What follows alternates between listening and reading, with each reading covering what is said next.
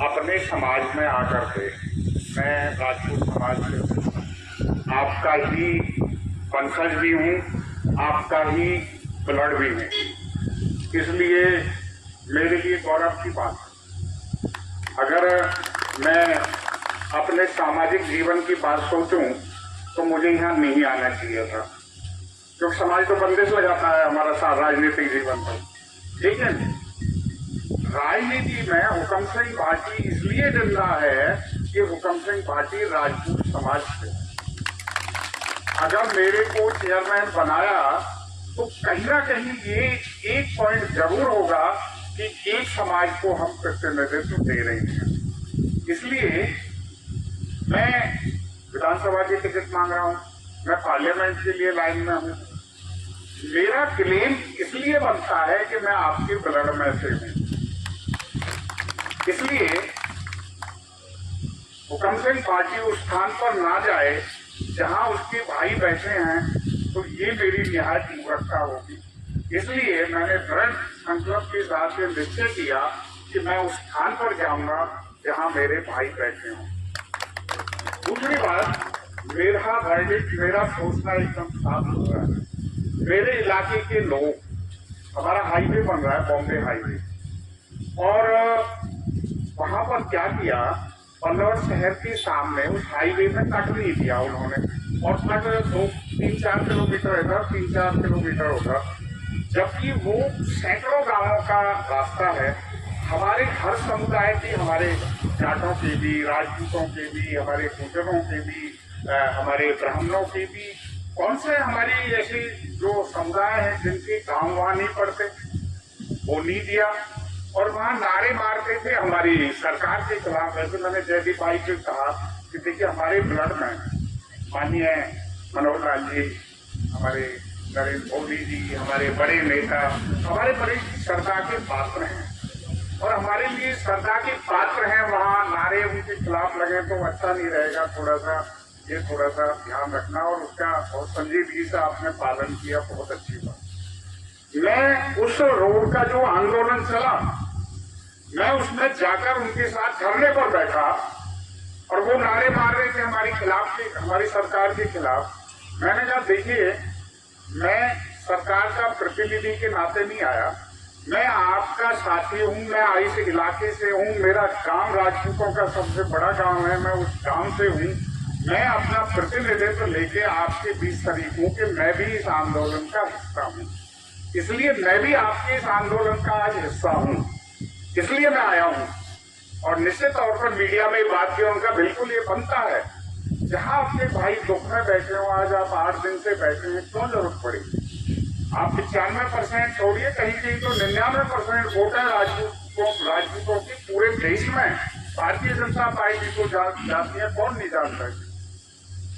लेकिन विषय ये है कि कोई किसी बात को लेकर के कोई आपस में वो है, वो विषय बैठकर के हल होने वाला है। वैसे तो जो हमारे बड़े नेता हैं उनको बैठकर के दोनों की, क्योंकि हम लोग जाति की राजनीति नहीं करते।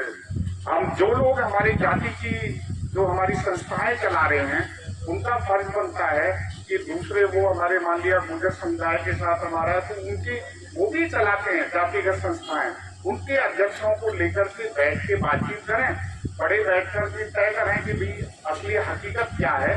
लेकिन एक सबसे बड़ी बात है कि जो देश के, जिन्होंने देश के लिए कुर्बानियां दी, जो देश के जननायक हैं, किसी जाति विशेष से उनका को नहीं जोड़ा जाना चाहिए, उनका कद छोटा नहीं किया जाना चाहिए।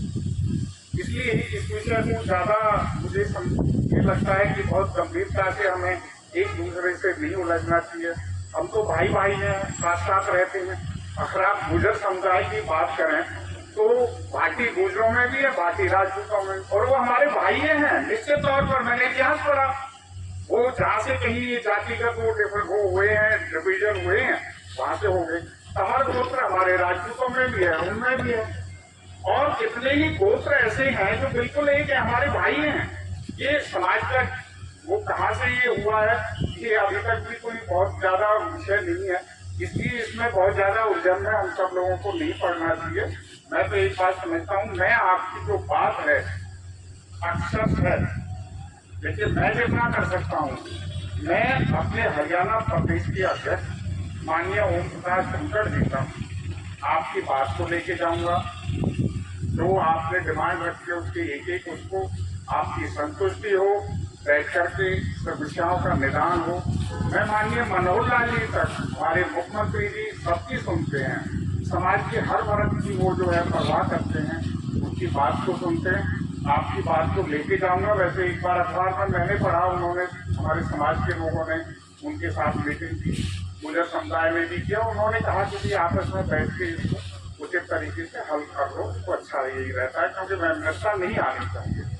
आपकी जो आपने 5 से जो डिमांड अभी जयदीप जी पढ़ी है, मैं उसको अक्सर से मेरे को एक पेपर दो, मैं दोनों जगह इसके विषय में बात करूंगा, आपकी भावनाओं को लेकर जाऊंगा। आपको जो ही आश्वासन ये ठीक से मिल जाए, आप इस धरने को अवश्य खत्म करना और अपने काम धंधे प्राप्त करें। सरकार आपकी है, इससे देखिए मैं भाजपा का 25 साल से मैं सिपाही हूँ भारतीय जनता पार्टी का। हुकम सिंह पार्टी जैसे को आपकी बरादरी के एक छोटे से हिस्से को, एक छोटे से आपके भाई को वहां से ले जाकर के कहा प्रदेश में पहुंचा दिया, कि कौन सी पार्टी है? भारतीय जनता पार्टी तो है। माननीय मनोहर, चलो 8वां दिन आज है और आप पहुंचे यहाँ पर, एक संदेश लेकर पहुंचे हो कि सरकार की जो आपके समाज की जो मांगे हैं सरकार तक पहुंचाई जाएगी या फिर धरने को समाप्त किया जाएगा? बिल्कुल, निश्चित तौर पर मेरा राजपूत समाज के हमारे युवा साथी, हमारे बुजुर्ग आज इस धरने पर बैठे हैं। कोई एक इशू को लेकर के कोई वैमनस्यता आपस में छोटी जो हुई है, उसको लेकर के जो ये इशू खड़े हुए हैं, निश्चित तौर पर मैं उसको लेकर के अपनी सरकार में माननीय मनोहर लाल जी मुख्यमंत्री जी तक भी पहुँचाऊँगा और हमारे प्रदेश के अध्यक्ष माननीय ओम प्रकाश धनखड़ जी हैं, हम वहाँ तक पहुँचाएँगे। राजपूत समाज हमेशा भारतीय जनता पार्टी के साथ रहा, बहुत बड़ा जो है मेजॉरिटी में राजपूत समाज भारतीय जनता पार्टी को सपोर्ट करता है और निश्चित तौर पर राजपूत समाज का भारतीय जनता पार्टी में बहुत सम्मान है। और उस सम्मान का एक बहुत बड़ा उदाहरण मैं स्वयं हूँ कि राजपूत समाज को सम्मान देते हुए भारतीय जनता पार्टी ने और एक प्रदेश लेवल का मेरे को चेयरमैन बनाया। ये आप सब लोगों राजपूत समाज का ये एक सम्मान है। निश्चित तौर पर इस समस्या का समाधान किया जाएगा और समाज में किसी तरह की वैमनस्यता ना हो, इसका बिल्कुल निदान पूरी तरह से खोजा जाएगा। और मैं अपने नेतागण तक इस बात को लेकर के जाऊंगा और हम उम्मीद करेंगे कि बहुत जल्दी ये धरना समाप्त हो। चरण साहब, सम्मान की बात की है, राजपूत समाज कहता है कि अगर हमारा सम्मान होता, हमारे जो महापुरुषों का सम्मान होता, तो इस प्रकार से धरने पर नहीं बैठना पड़ता ना। नहीं, निश्चित तौर पर देखिए, कोई धरना प्रदर्शन करना पड़े, जैसे कि प्रदर्शन हुआ उसमें लाठीचार्ज हुआ, आज अब ये धरना चल रहा है, ये निश्चित तौर पर एक चिंता का विषय है। अब वो क्यों ऐसी नौबत आई, ये सब तथ्य जानने की बात है। ऐसी नौबत नहीं आनी चाहिए और कोशिश यही रहेगी। राजपूत समाज वैसे भी बहुत ज़्यादा जो है ना किसी से भिड़ने के उसमें नहीं रहता, बहुत शांति प्रिय है, क्योंकि पूरे समाज को साथ लेके चलना चाहता है। लेकिन फिर भी इस तरह की ये नौबत आई है तो इस सब के समाधान तो खोजना ही पड़ेगा, वो खोजा जाएगा और अपने नेतागण से हम बात भी करेंगे। चेयरमैन साहब, आपने देखा किस प्रकार से गतिविधियाँ रही पिछले दिनों की बात की जाए राजपूत और गुर्जर समाज को लेकर, राजा मिहिर भोज को लेकर भी, क्या मानते हो कि किस प्रकार से विवाद रहा ये, आखिर कौन है सम्राट मिहिर भोज? देखिए, इसके लिए हमें किसी समाज को दोषी नहीं ठहराना चाहिए। हमारा जो इतिहास है उसको इतना विकृत करने का काम किया कि जो हमारे बड़े बड़े ऐसे महापुरुष, ऐसी कौन सी बरादरी है जिसमें से उन लोगों ने देश के लिए कुर्बानी नहीं दी। लेकिन ये क्योंकि हम 800 साल मुगलों के गुलाम रहे, 200 साल अंग्रेज़ों के गुलाम रहे, तो वो लोग जो सरकार की पिट्ठू थे, मैं सीधे तौर पे कहूँ, उस समय की उन अंग्रेज़ों के या मुगलों के, उन्होंने जानबूझकर हमारे, क्योंकि हमारे हर समाज, हर हमारी जाति बहादुरी से भरी हुई है, उनकी जो महापुरुष हैं उनको विकृत उनका नाम करके उस समाज को पीछे धकेलने का काम किया। इसलिए नौबत आई है। हमारी इतिहास संकलन समिति हमारे आरएसएस ने बनाई है, जो हमारे महापुरुषों का एक एक बरादरी का इतिहास निकाल के वो बाहर ला रहे हैं। सच्चे मायनों में जो इतिहास है वो निकल के आएगा। ये उसी का रिजल्ट है ये, क्योंकि वो एक समुदाय कह रहा हमारा, एक कह रहा हमारा, सच्चे मायनों में वो विकृत किया हुआ है, पता नहीं लग पा रहा है। लेकिन वो हम सबका है, चाहे हमारा कोई भी जाति रही हो, वो हम सबका है, इसलिए इसका हल तो निकलेगा ही। चेयरमैन साहब, अगर आपसे बात की जाए, आप समाज के नाते पहुंचे हो, एक बीजेपी के अंदर सरकार के अंदर आपका हिस्सा है, उसके नाते आता है। मैं यहाँ पर इसलिए आया हूँ कि मैं राजपूत बिरादरी से हूँ। मेरी राजपूत बिरादरी के मेरे नौजवान साथी, मेरे बुजुर्ग यहाँ बैठे, तो मैं इसलिए आया हूँ। दूसरी बात, मैं भारतीय जनता पार्टी का बहुत जिम्मेदार एक कार्यकर्ता हूँ। मेरे साथी जो पूरे जिम्मेदारी के साथ, अगर ऐसा कुछ हम सब के मन में अपना अलग अलग वो होता तो मेरे साथी यहाँ क्यों आते? वो तो अलग अलग बिरादरियों के लोग हैं जो आपके बीच में आए हैं, इसलिए हमारा पूरे समाज से नाता है, प्रेम है। कौन सी बिरादरी के आपके साथ आए हैं?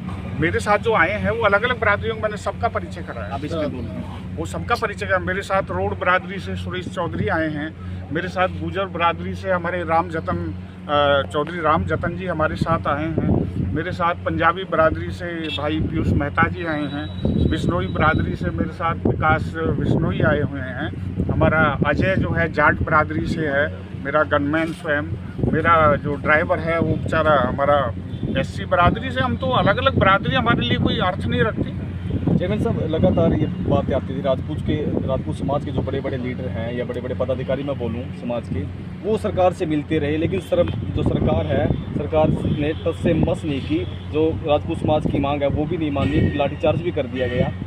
ऐसा नहीं है। देखिए, सरकार को आप दोषी ना दें, ये तो उन लोगों का दोष है कि जिन्होंने लाठीचार्ज किया, क्यों किया। सरकार को इसके लिए दोष देना ज़्यादा। चेयरमैन साहब, मिले भी तो है ना सर, जो आपके है, समाज उसका के कहीं ना कहीं सरकार ने तो अटका मानी हुआ है नहीं बात। मामला, उसका हल निकलेगा निश्चित तौर पर। हम सबको उम्मीदों में जीना बहुत जरूरी है और निश्चित तौर पर इसका भी हल निकलेगा, इसलिए सरकार को इसके लिए दोष देना अच्छा। तो मांग कैसे उठाई जाएगी राजपूत समाज की?